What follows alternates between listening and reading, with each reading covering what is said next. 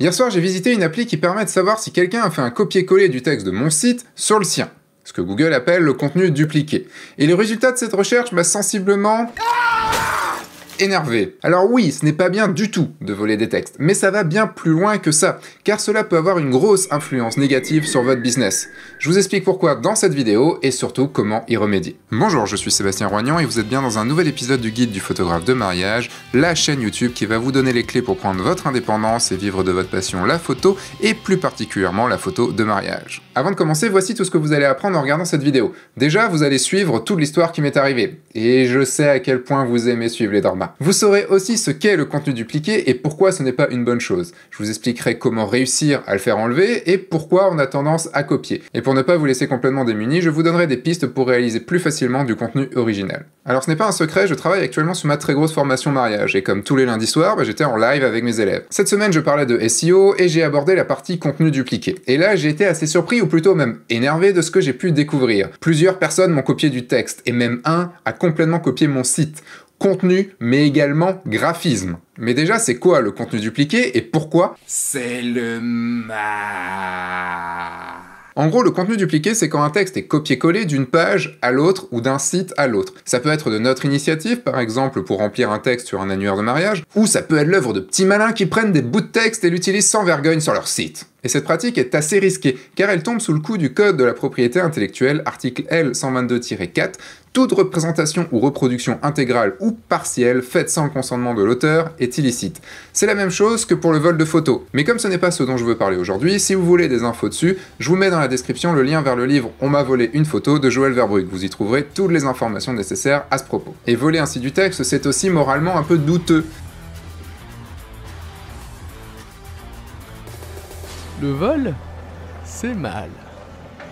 En fait, je veux surtout parler des répercussions que cela peut avoir sur notre business. Notre site, c'est notre vitrine. Il va permettre à des centaines de couples durant notre vie de photographe professionnel de nous trouver et de signer avec nous. Mais si nous sommes à la dernière page de Google, personne ne nous trouvera. Google n'aime pas du tout le contenu dupliqué. Il pourrait même carrément désindexer votre site. Mais en cas de pourcentage de copies assez élevé, il devra donc choisir quelle page est l'original en faisant descendre le ranking de la page qu'il considère comme copieuse ou ralentir fortement son indexation. Et le problème, c'est que si c'est la vôtre, ça peut vous mettre vraiment dans la merde. Là, je vais vous donner une liste des différents éléments qui permettent à Google de déterminer la page originale de la page copieuse. Tout d'abord, il va se demander quelle page il a vue en premier. Si une page était là avant, il y a de grandes chances pour qu'elle soit l'original. Il va se demander aussi en quel site il a le plus confiance. Il va aussi regarder si l'une des pages indique un lien vers l'autre page. Parce que s'il y a un lien d'une page à l'autre, c'est logiquement que celle qui met le lien est la page copieuse. Mais il va sûrement la considérer comme de la citation. Donc on peut très bien faire des citations sans aucun problème. Ensuite, il va analyser le contenu et se demander si une des deux versions semble avoir été modifiée. En gros, il va falloir faire plus que changer quelques mots pour indiquer à Google que ce n'est pas du contenu dupliqué. Et si rien de tout ça ne le satisfait, il va s'appuyer sur le ranking des pages et donc choisir celle qui a le plus de notoriété sur le web. Vous l'aurez compris, en copiant les textes de votre site, ces petits malins-là se tirent logiquement une balle dans leurs pieds. Logiquement, ils débutent, donc ils ont une plus petite notoriété que vous, logiquement, et logiquement, les robots Google seront passés chez vous avant. Mais ils peuvent très bien aussi tirer une balle dans le vôtre, surtout s'ils sont beaucoup à le faire, et ça, c'est pas le pied. Encore? Mais qu'est-ce que c'est que ces histoires de pieds? Revenons au sujet intéressant de cette vidéo, le drama. Je vous disais que j'avais donc découvert une personne qui m'avait tout copié. Mes textes, mais également mon graphisme. Sans parler des quelques autres photographes qui se sont joyeusement servis de plusieurs de mes phrases. Et quand même une mention spéciale à la version décorateur d'intérieur quand même. Parce que oui, comme je vous le disais, Google commence à comprendre que changer 2-3 mots ne fait pas un contenu original, il va le considérer quand même comme contenu dupliqué. Bon, à cet instant, je ne vous raconte pas dans quel état j'étais. Mais de quel droit ils piquent mes textes là? Pour qui ils se prennent? Je vais aller leur bousiller leur putain de bagnole à ces pignoufs! Mais à vrai dire, pourquoi ça m'a autant énervé? Bon, déjà, c'est jamais plaisant de se faire voler quelque chose. Rappelez-vous la première raison du pourquoi on met des gros watermarks sur nos photos. Parce qu'on ne veut pas se les faire piquer. D'ailleurs, je vous explique pourquoi ça ne sert à rien dans une vidéo de mon autre chaîne F1.4 qui est parue il y a pas très longtemps, elle est en lien par ici. Mais pour moi, c'est un peu plus sentimental que ça, parce qu'en août 2018, j'ai fait un gros travail sur mon site internet, je l'ai retravaillé vraiment de fond en comble. Bon, faut dire que l'ancien datait de 2012, il commençait à se faire un petit peu vieillot et avait bien besoin d'une petite cure de jouvence. À ce moment-là, j'ai beaucoup travaillé le parcours utilisateur et j'ai passé pas mal de temps sur mes textes, une bonne grosse dizaine d'heures, voire sûrement peut-être un petit peu plus. Faut dire que ça a été un travail assez fastidieux pour moi, mais c'est un travail que j'ai fait avec mon petit cœur, pour qu'il soit le plus personnel possible. Alors forcément, voir des gens ne pas se faire chier et juste piquer mon taf, c'est quand même plutôt énervant. Copier, coller. et je vais pouvoir faire mon site ultra rapidement et avoir plein de clients. À ce moment-là, j'ai deux choix. Soit envoyer un mail ultra salé à la personne qui a copié mon site, bon, comme ce sont des photographes de mariage, il y a une page contact, donc c'est assez facile de trouver leurs coordonnées, ou alors me calmer et envoyer un mail qui sera plus productif. Au final, je choisis la deuxième solution car mon intérêt à ce moment-là, c'est qu'il supprime son contenu au plus vite pour éviter que sa mauvaise action puisse me pénaliser. Et en plus, il y a toujours le risque que la personne en face se braque et vous emmerde encore plus. Avec qui vous vous faites blâmer? Moi je suis Tony Montana! Donc ce que je fais avant de lui écrire, c'est que je sors faire un tour et je souffle un grand coup pour me calmer. Et en rentrant, voici le mail que je lui ai écrit. Bonjour, je t'écris ce soir car, après quelques recherches, j'ai pu constater que ta page mariage est une copie quasi conforme de ma page mariage à moi. Outre le fait qu'à ce niveau de copie de texte, sans parler non plus du graphisme ou de la typo, c'est du plagiat, sache que ce que tu fais nous dessert tous les deux. En effet, c'est ce que Google appelle du contenu dupliqué, et ça, il n'aime pas du tout, comme la loi n'aime pas trop le plagiat en fait. Google nous pénalise donc tous les deux en faisant baisser notre place sur ses pages de recherche. Cela rend donc plus difficile le fait de trouver, et moi également. Un petit aparté au milieu du mail, je me permets de le tutoyer car j'ai vu en fait qu'il m'avait acheté pas mal de formations, donc je sais qu'il est déjà assez familier avec ma façon de parler et qu'il me connaît déjà un peu. C'était juste pour vous prévenir pour pas que vous vous choquiez sur le côté tutoiement. Je te demanderai donc, dès que tu reçois ce mail, de supprimer le contenu que tu as copié-collé de chez moi, c'est-à-dire quasiment tout ton site, et de le réécrire avec tes mots à toi.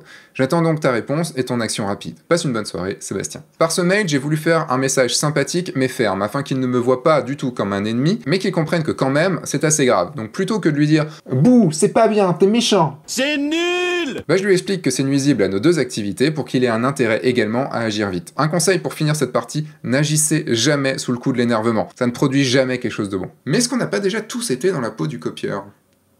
Pour le savoir, j'ai réalisé une série d'interviews que je vais vous montrer dès maintenant. Nous retrouvons donc cet homme, que nous appellerons Bob. Il nous explique son passé honteux de copieur. Alors moi quand je l'ai fait c'était en mai 2011, j'étais au début de mon activité, j'ai regardé des sites d'autres photographes, j'ai regardé ce qu'ils faisaient et bon ok, c'est vrai que je m'en suis un petit peu inspiré quand même. Bon ok, on peut même dire copier, hein, parce que j'ai changé quelques mots juste pour me donner bonne conscience. Mais c'est Sébastien Roignan. Alors oui, ok, c'est moi, je l'ai fait, Sébastien Roignan a déjà copié. Alors oui, on est tous amenés à copier un jour ou l'autre, ou fortement s'inspirer comme on aime se le dire, histoire de ne pas trop s'en vouloir. Mais pourquoi on est si facilement amené à copier ? Je pense que ça fait partie du processus d'apprentissage. Au début, on est sans armes, sans expérience, on ne sait pas ce qui fonctionne, on a quelques modèles, quelques personnes dont on aime le travail, alors on se dit bah si lui il fait et que ça a l'air de fonctionner pour lui, alors je vais le faire aussi, ça peut que être bon. Puis il faut bien l'avouer, c'est quand même bien plus facile de faire un copier-coller que de se casser la tête devant une page blanche durant des heures. Il y a sûrement aussi derrière une histoire de paresse. De paresse ou de fatigue ? Parce que c'est souvent au début de notre activité qu'on est amené à copier. Et le truc, c'est que lancer sa petite entreprise, ça demande déjà d'intégrer beaucoup de choses différentes. Il faut comprendre le marketing, la vente, le suivi client, la compta. Et si je reprends le contexte de la petite histoire que je vous raconte aujourd'hui, le site que cette personne m'a copié, je l'ai réalisé après 8 ans d'activité. J'ai eu le temps d'intégrer ce que c'était d'être photographe professionnel, j'ai eu le temps de trouver quelle était ma place dans cet univers, j'ai eu le temps aussi que mon entreprise fonctionne pour me libérer un peu de temps pour pouvoir travailler sur ce site. J'avais donc, à ce moment-là, beaucoup plus d'énergie disponible qu'à mes débuts pour le faire. Bon, même si ceci explique cela, il y a un dernier point que je veux aborder pour que ma réflexion soit complète. Je suis certain qu'on veut tous avoir une bonne relation avec nos mariés, une relation franche et honnête pour que tout se passe au mieux. Et je trouve ça dommage, en fait, d'entamer une relation sur des mots qui sont ceux de quelqu'un d'autre. Un peu comme Cyrano soufflant ses mots à Christian pour séduire Roxane, est-ce que c'est vraiment un bon point de départ pour nouer une relation sincère ? Eh ben sincèrement, j'en suis pas sûr. Et enfin, il n'y a pas de honte d'avoir copié, hein. Nous sommes tous passés par là à un moment de notre vie. Tant qu'on sait qu'on l'a fait et que dès qu'on le peut, on change tout, je n'y vois pas trop de problème. Le problème serait de le savoir, de l'avoir fait consciemment et surtout de le garder consciemment. Là, ce serait de la malhonnêteté intellectuelle, ça changerait pas mal de choses. Mais revenons au sujet de la vidéo, le contenu dupliqué, il ne faut quand même pas le faire pour votre site internet puisque ça peut vous mettre dans la merde, ça peut vous pénaliser, vous, qui avez copié, mais également la personne que vous copiez. Oui, bon, ça va, je sais, vous trépignez d'impatience de savoir ce qu'il m'a répondu. Mais avant, je me suis dit qu'il serait quand même intéressant de vous donner quelques-unes de mes techniques pour écrire du contenu original. Parce que c'est bien beau de vous dire qu'il faut écrire du contenu original, mais comment le faire, vu qu'on est une majorité à rester bloqué devant une page blanche? Parce que oui, putain, c'est difficile d'écrire et d'être original lorsqu'on est photographe. Pour nous, c'est de l'image qu'on aime faire, pas du texte. Et c'est même ce que je me dis à chaque fois que j'écris une vidéo. Mais au fil du temps, j'ai développé quelques techniques pour me rendre cette tâche moins pénible, voire même y prendre du plaisir. Alors en voici 3 qui m'aident vraiment énormément. Technique numéro 1, je m'oblige à écrire tous les jours. Tous les matins, la première chose que je fais en me mettant devant mon ordinateur, c'est d'écrire durant au moins 1 heure. Maintenant, mon cerveau l'a tellement intégré qu'il m'arrive même d'y passer toute la matinée. Technique numéro 2, je ne garde jamais ma feuille blanche plus de 10 secondes. Je commence en fait directement par écrire tout ce qui me passe par la tête, même si c'est stupide, même si je trouve ça nul. Dans le lot, il y aura forcément des choses à sauver. Technique numéro 3, en fait, c'est l'étape d'après. Il faut affiner. J'épure, je réécris. À ce moment-là, je peux refaire tout le texte, mais ce sera cette fois-ci avec pour base une bonne idée. Et le résultat ne sera que meilleur. Et allez, une dernière astuce, répétez votre texte à voix haute, ça aide à se rendre compte du rythme. Et le rythme dans un texte, c'est très très important. Allez, maintenant, plus de suspense, c'est le moment de connaître le dénouement de cette histoire, digne de la meilleure saison de Dallas. J'ai donc envoyé mon mail à 23h11. Et à 23h37, j'ai eu une réponse. Plutôt rapide le monsieur. Entre-temps, il a même supprimé son site. Et c'est là que j'ai vu que son site était fait sur Wix. Je crois que c'est ce qui m'a fait le plus mal dans cette histoire.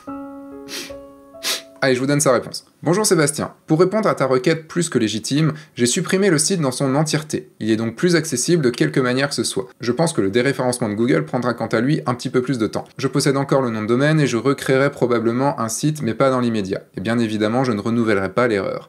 1000 demandes d'excuses pour ta perte de temps, bonne soirée. Je dois dire que j'ai plutôt été agréablement surpris par sa réponse et par la rapidité de sa réponse. Et soulagé également, car je n'avais pas du tout envie de perdre mon temps dans une longue bataille contre de la mauvaise foi. Après, il faut bien se mettre en tête que ça ne se passera pas toujours aussi bien. Je pense que le fait que je fasse F1.4 et le guide du photographe de mariage n'est sûrement pas étranger non plus à sa réponse rapide. Mais je suis tombé quand même sur quelqu'un d'honnête, malgré son gros plagiat, ce qui fait quand même plaisir à voir. Et là, je lui ai donc répondu sympathiquement, parce qu'il n'y a pas de raison de devenir méchant à ce moment-là. Je l'ai donc remercié de sa réponse, en le prévenant que j'allais faire une vidéo de cette histoire, tout en préservant son anonymat bien sûr, car mon but n'était pas de l'afficher, mais de partager cette mésaventure et toutes les actions que j'ai pu faire au cas où ça vous arrive. Je lui ai aussi indiqué qu'il avait du contenu dupliqué sur son profil sur un annuaire de mariage et qu'il fallait qu'il le supprime aussi, ce qu'il a fait dans les minutes suivantes. Et là ça me donne l'occasion de vous donner un petit conseil supplémentaire, ne dupliquez pas simplement vos textes sur les annuaires, il va falloir les réécrire pour qu'il n'y ait pas du contenu dupliqué. Alors désolé si vous attendiez que l'histoire se termine mal et que je me transforme en John Wick et que j'aille tuer tout le monde, non désolé, l'histoire se termine.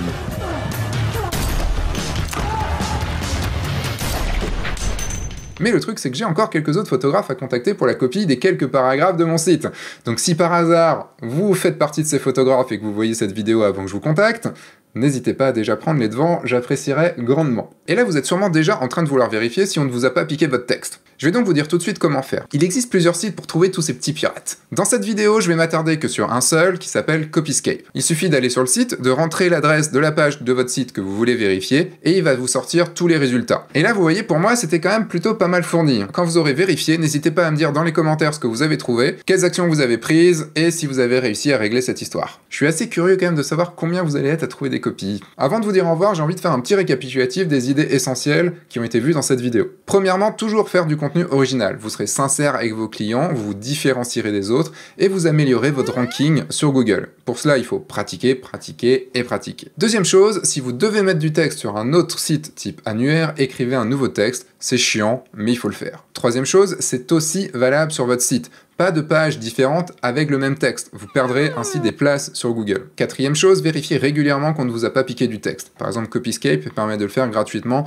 tous les mois, ce qui est déjà largement suffisant. Et cinquième et dernière chose, si vous trouvez un copieur, contactez-le de façon gentille mais ferme, et répondez en fonction de sa réponse. S'il joue au con, vous allez peut-être devoir jouer au con aussi. Mais attention, le but n'est pas de créer un litige et d'aller devant les tribunaux, ce serait juste de la perte de temps. Le but, c'est qu'il modifie son texte au plus vite. Voilà, j'espère que cette vidéo vous aura plu, j'ai essayé de plus la travailler sur la façon de présenter le contenu, sur le rythme, sur le montage. Dites-moi dans les commentaires ce que vous en avez pensé, ça me fait toujours plaisir d'avoir vos retours, d'avoir vos expériences, d'avoir, vos retours déjà sur le sujet de la vidéo, d'avoir vos retours sur la vidéo aussi en tant que telle.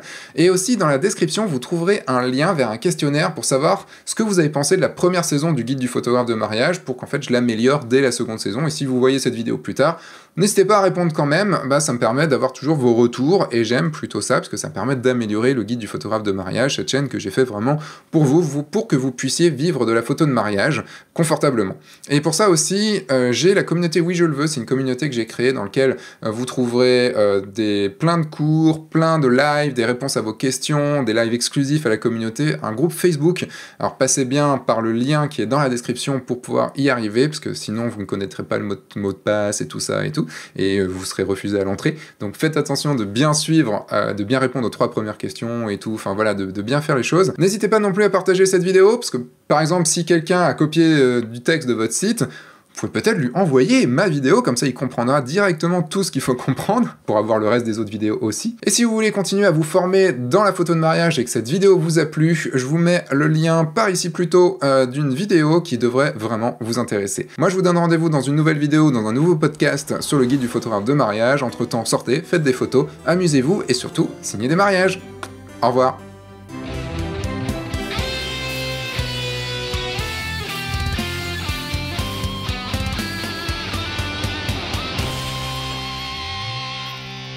Et là, je vais te parler sincèrement. Parce qu'il faut pas prendre les gens non plus pour des cons. J'en suis pas sûr.